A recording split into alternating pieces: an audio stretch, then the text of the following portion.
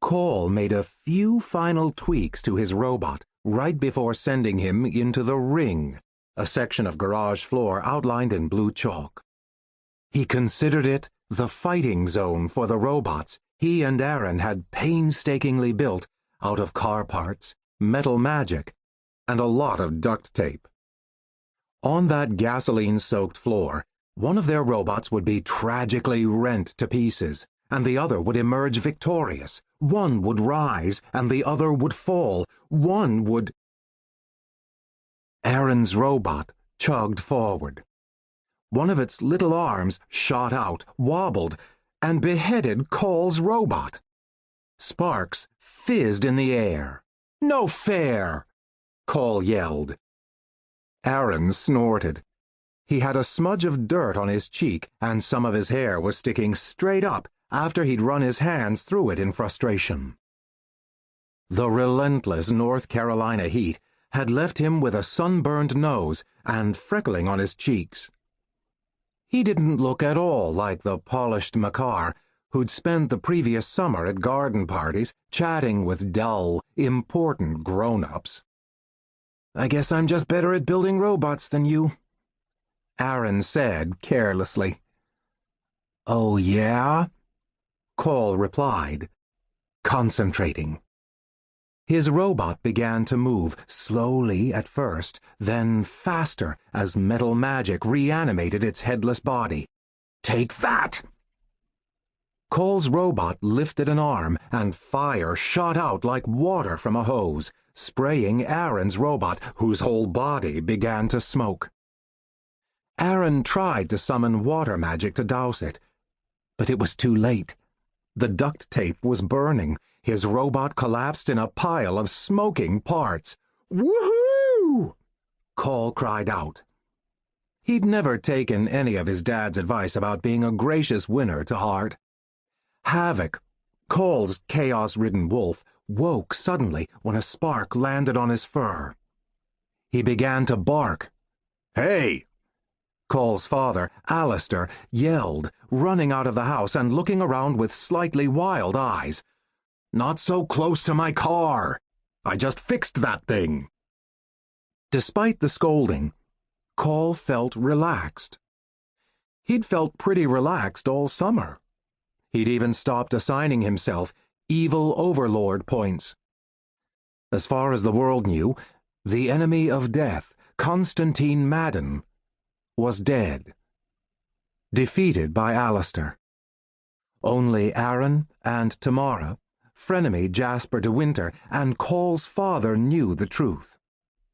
That Call was Constantine Madden, reborn, but without any of his memories and, hopefully, without his penchant for evil.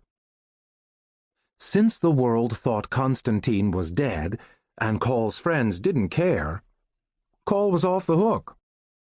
Aaron, despite being a macabre, could go back to goofing around with Call. They'd be heading back to the Magisterium soon, and this time they'd be Bronze Year students, which meant they'd be getting into some really awesome magic, fighting spells and flying spells. Everything was better. Everything was great. Also, Aaron's robot was a smoking wreck. Really, it was hard for Call to imagine how things could get better. "I hope you guys remembered," said Alistair.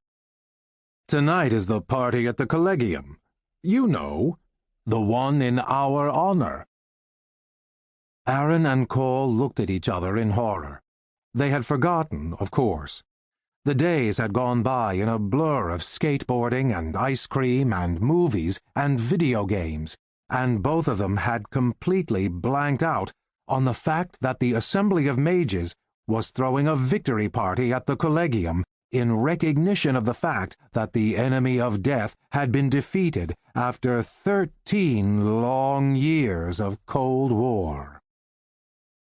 The Assembly had chosen 5 people to honor: Call, Aaron, Tamara, Jasper, and Alistair. Call had been surprised that Alistair had agreed to go. Alistair had hated magic, the Magisterium, and everything to do with mages for as long as Cole could remember.